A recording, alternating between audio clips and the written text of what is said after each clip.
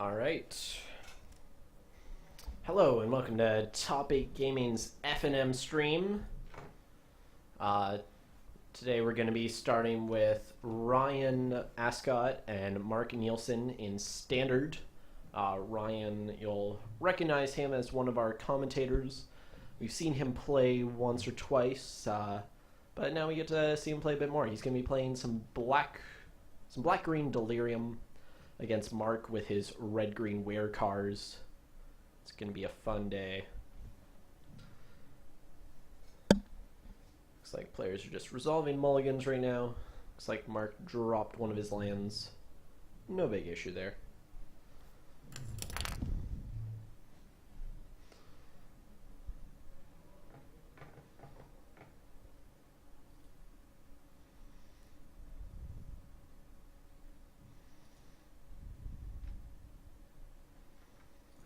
Yep, we are good. Just gonna test the audio. If my spotter upstairs can hear me, you can just type something in. Hello? Might be a bit busy right now.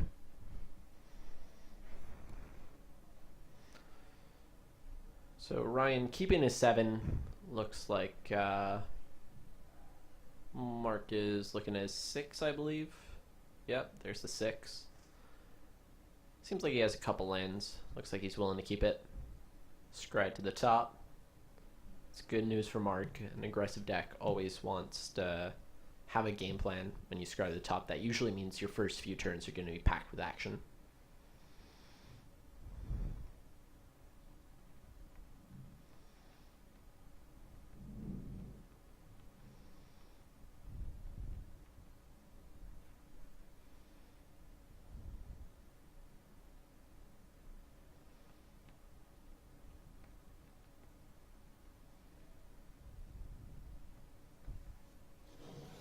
I'm not sure what they're waiting around for. Okay, there we go. We're off to the races. Ryan starting with a Blooming Marsh. Nothing else. Mark gonna start off with the mountain, not casting anything. This curve really does start on turn 2. Ryan with his own 2-drop Grimflayer. Just a 2/2 trampler for now, but it can get bigger.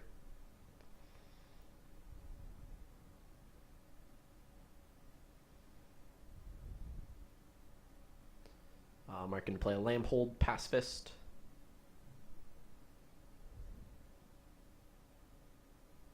Okay. And if anyone's watching from home, please let me know if the audio level's alright. It helps out. Just going to pull up the chat here so I can see it. There we go.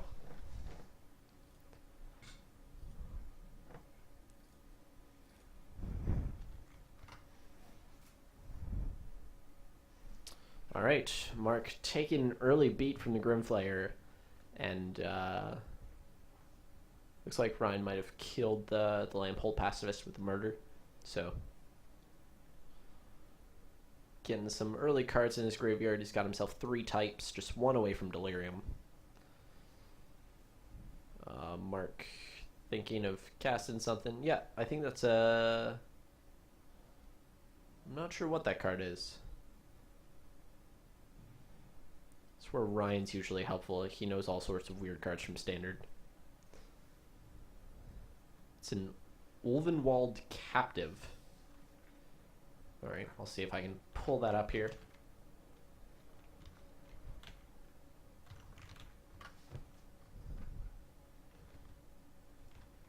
If I can just type. There it is. Ulvenwald Captive. Seems to have pulled up on the back side of the card.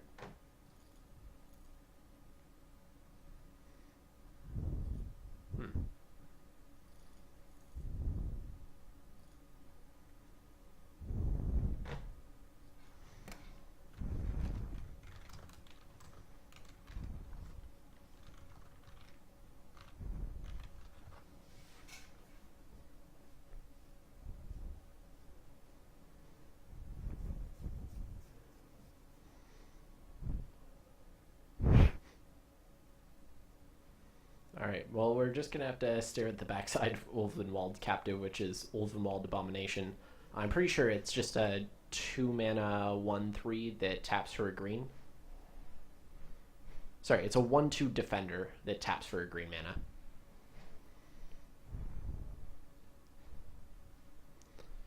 Ryan plays out a Pilgrim's Eye and a Vessel. Not bad for a turn 4. It's really getting ready to do some big things. This green-black Delirium deck ends up working more like a control deck than you would expect. It starts its early turns just getting cards into his graveyard, making sure that its Grimflayers are 2 mana 4/4s, making Emrakul cost less and less, and just making sure that all of its removal spells are generally going to be pretty good. Mark playing a Kessig Prowler and a Duskwatch Recruiter. Duskwatch Recruiter seeing a lot less play in the meta since Collective Company rotated out. It's still a very good card, a 2/2 for 2 mana that can get you more creatures and flips into a 3/3 that makes all your cheapest creatures cheaper. Ugh, say that 3 times fast.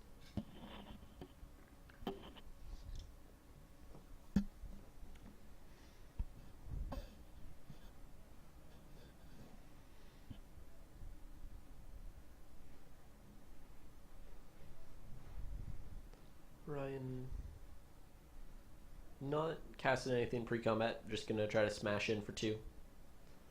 And Ryan is going to activate Delirium after Mark declares his block, so Grimflayer is going to be a 4/4 now that he has Enchantment.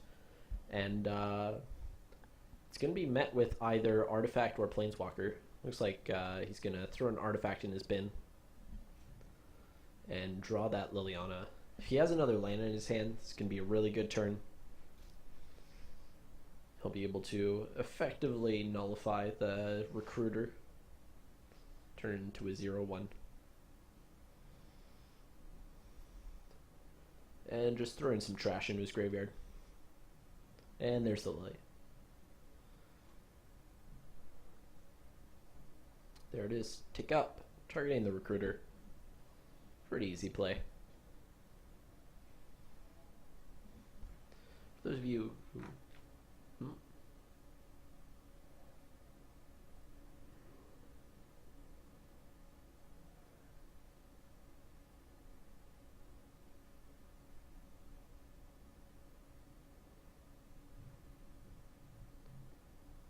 I'm just getting a rules question. I'm just going to head upstairs real quick. I will be right back.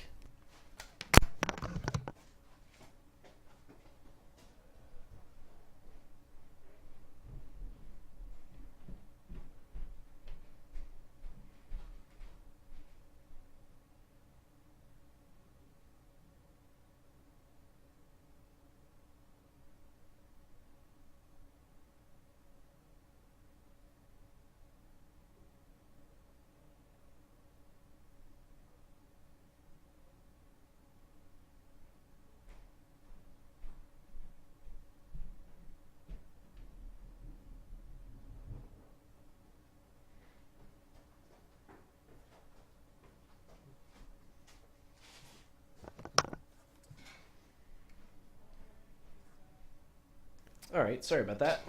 We just had a rules question. When you cast Boon Satyr for its bestow cost, which is 5 mana, can you still spell queller it?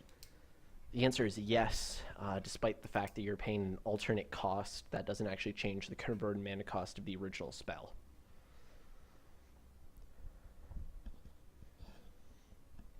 So Ryan gets to untap with his Liliana in play. Looks like he's casting Ishkana. Looks like Mark killed the Grimflayer in some way.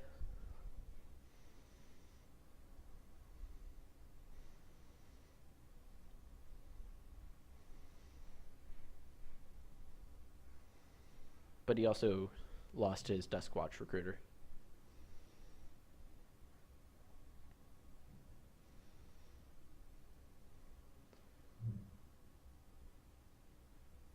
I don't know how he's playing both those spells for 2 mana. Duskwatch Recruiter costs 1 and a green, and Kessig Prowler costs green. So he should have had to tap 3 mana there. And he, in fact, doesn't have 2 green. He would need green, green 1.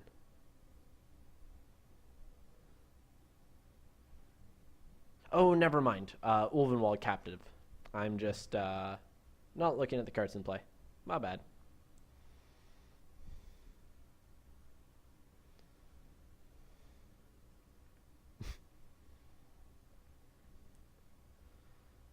Alright. Ryan ticking down Liliana, gonna choose what creature he wants, and he wants a Noxious Gearhulk. He's gonna be able to just kill the Duskwatch Recruiter and gain himself a nice little 2 life, bring himself up to 22. Very healthy life total. And with all those spiders in play, I don't see Mark getting back into this game anytime soon. Ryan even attacking with the 3/5 spider. Surprised he's keeping the 1/1 flyer back, though.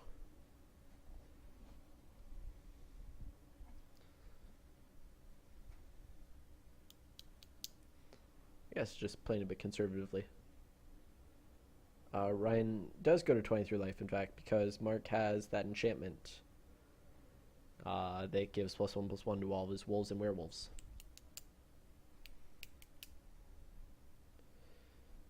So Ryan untapping with just the Prowler and the Captive in play. He's going to attack with the Prowler, met by a block with all of the spiders. And then Uncaged Fury is going to give that Prowler +1/+1 and double strike, so it'll be a 4/2 double strike. It's going to be able to kill 2 spiders in the first strike step and only take 1 damage, so it'll live. Unfortunately, no trample, so it is still tapped, though. Ryan just reaching over, fixing that. Untapping with, I believe that's 7 lands in play. He's going to be able to finish out this game pretty quickly now.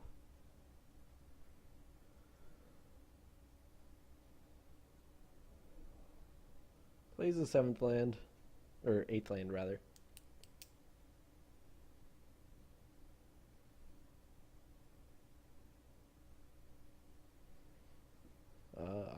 I'm getting from my spotter that Ryan almost drew 2 cards accidentally. Having a laugh about it upstairs.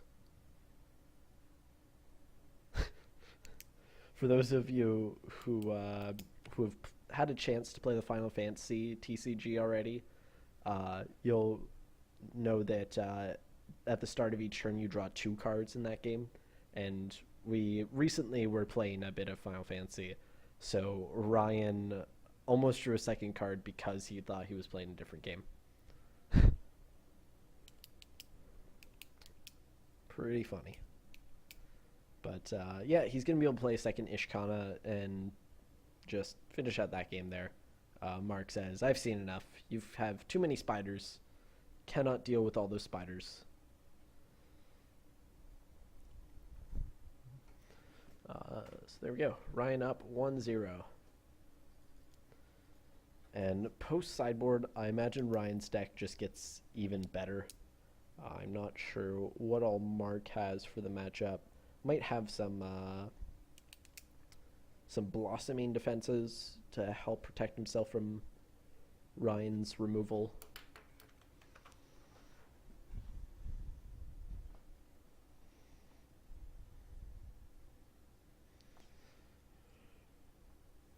And Ryan, I'm not sure what kinds of cards he'll bring in. Maybe he'll show the camera.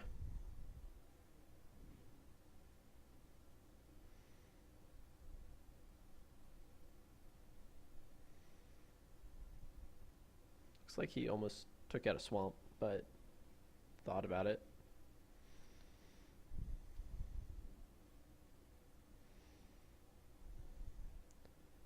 He's bringing in dead weights, it seems. He realizes that Mark is very aggressive. Dead weight is pretty effective. I'll bring it up on the screen.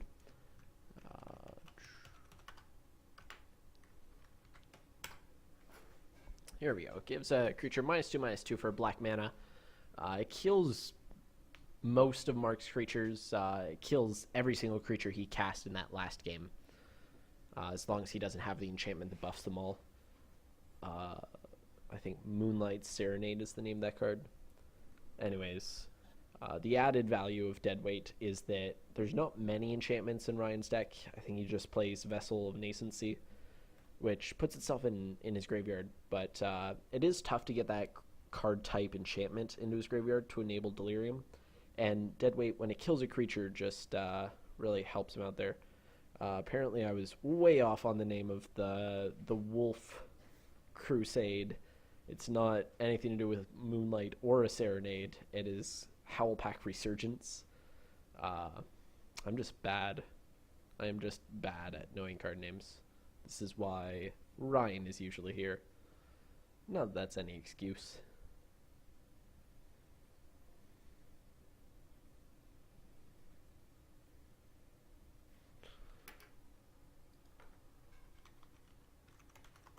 I'm just curious what Moonlight Serenade actually does. Is that actually a card? Or am I just making up card names?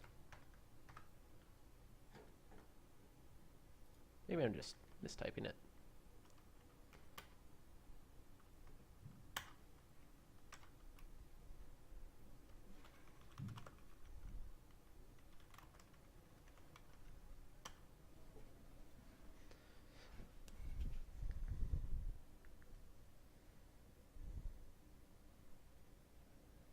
Maybe it's Moonlit Serenade?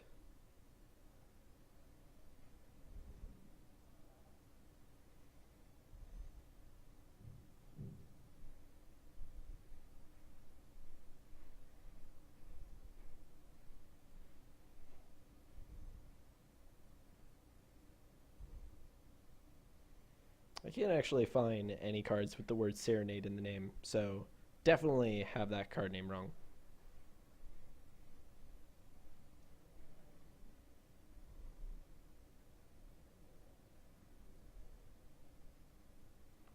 Yep, just making up card names. That's fun.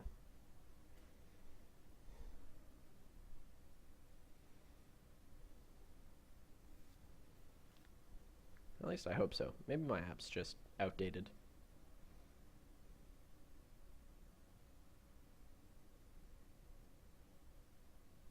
Nope, not outdated. I have every card in here. But, don't have that card. That made up card. Anyways, I have not been paying attention to the game at all. Looks like Ryan had a Liliana in play. It's getting killed by Mark's Lamhold Pacifist. Playing that Lupine prototype to enable it to attack.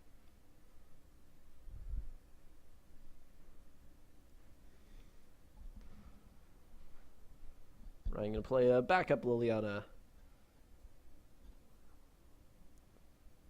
Curious that he's ticking up on the Pacifist and not the prototype. If you tick down on the prototype, it would actually prevent the Lamhold Pacifist from attacking altogether. But Mark just gonna play Fleet Wheel Cruiser and kill off that Liliana. Ryan not in a very good position right now. Looks like the Pacifist also attacked him for 1. So Ryan down to 19, I assume.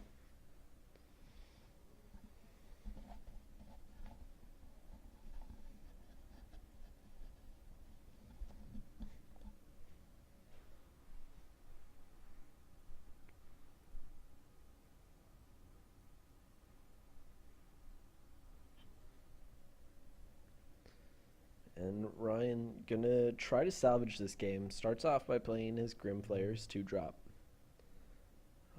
But if he doesn't get something a bit bigger down there soon, this is not gonna be a good game for him. Mark crewing the car with his Lupine prototype. He's a big fan of putting robot werewolves in big cars. And Mark gonna wait until Ryan's upkeep to get the Lamhold Pacifist transform trigger, and then he's gonna cast Harness Lightning. So Ryan's gonna have to cast 2 spells if he wants to get that thing back to a 3/3.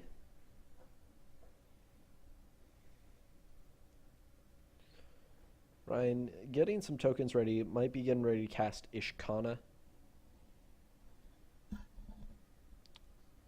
sorry we're having a bit of technical difficulties with the camera there.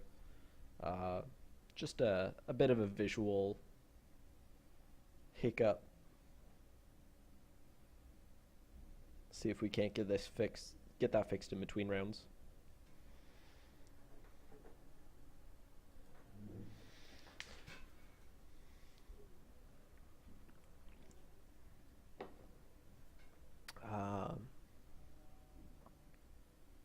Maybe wouldn't be a clue token. Energy. It's an energy counter. He used 2 energy from the Harness Lightning and has 1 left over. Ryan also going through his tokens for spiders, though. He does have that Ishkana. I'm not sure what life totals are at.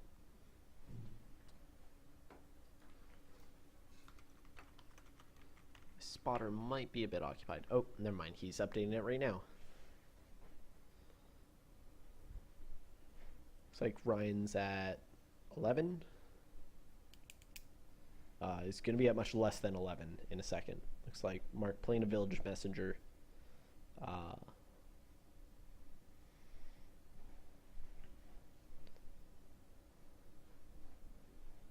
He also has Blossoming Defense mana up, so any of these creatures could be doing something potentially scary.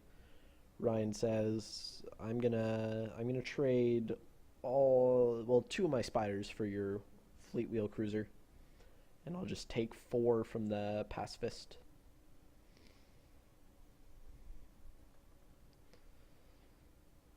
Still got 1 spider though, or 2 spiders if you count the Ishkana herself.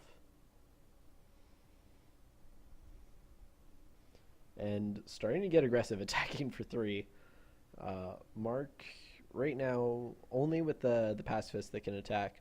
Although if either of the players get Hellbent, that prototype is going to start hurting. Ryan says, I'm going to play a 4-5. That's going to block your 4-4. Just don't get your 5-5 ready to attack. So right now, Mark just wants 2 spells in his hand that he can cast, or a land in a spell. This could be a very explosive turn.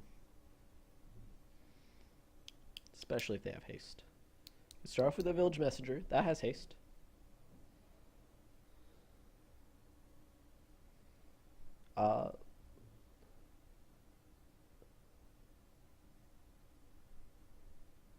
Oh, and he had a forest. So, in fact, he is Hellbent. Ryan just going to throw away one of his spider tokens and not have to take that 5. Lupine Prototype doesn't have trample, and he is going to eat the Pacifist.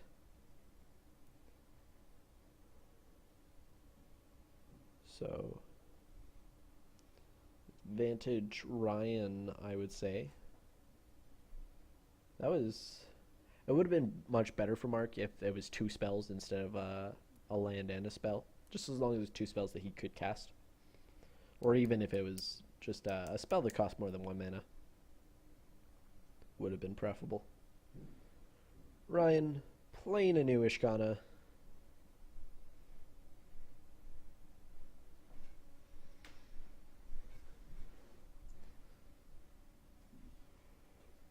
Oh, excuse me. He's going to attack with the whole team now. He does have the mana to activate Ishkana, so he could do an extra 4 to Mark. Just lining up how he thinks blockers are going to be. He assumes Mark's going to block the Ishkana, and for good measure, he's going to put 1 in front of the Spider 2, so he's going to be taking 6, 7, 8, 9, 10. That is exactly lethal. And Ryan takes in a quick 2 games.